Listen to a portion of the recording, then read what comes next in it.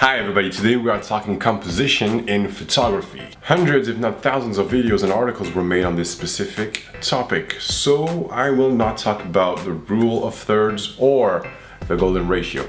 I'm actually updating my website, and the idea of making this video came up to me after looking at these pictures.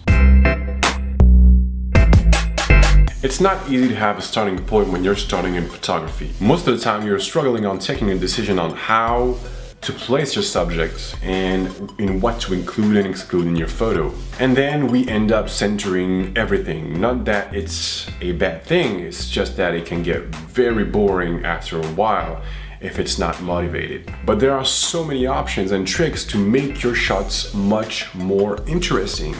And here are a few of them. So the first one is really easy, and with time it will train your eye. It is the use of lines, guiding lines, leading lines, whatever you call them, that will help the viewer look into a specific spot in the frame.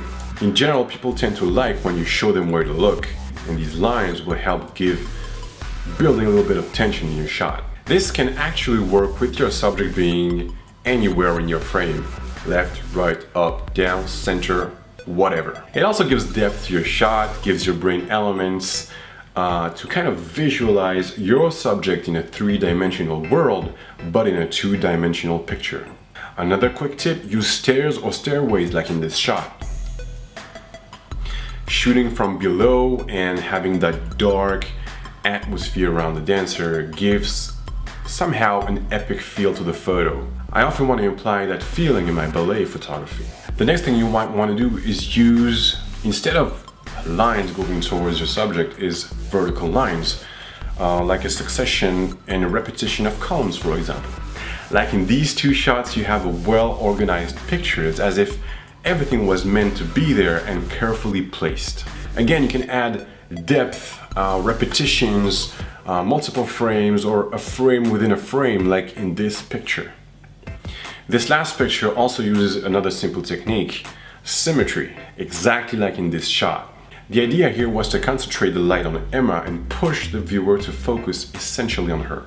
Yet another example of symmetry, lines, and repetition. His pose was actually influenced by all the elements around. Remember, rules are often made to be mixed up and broken. On this particular photo, I wanted symmetry but also a bit of movement to break the static pose of the performer.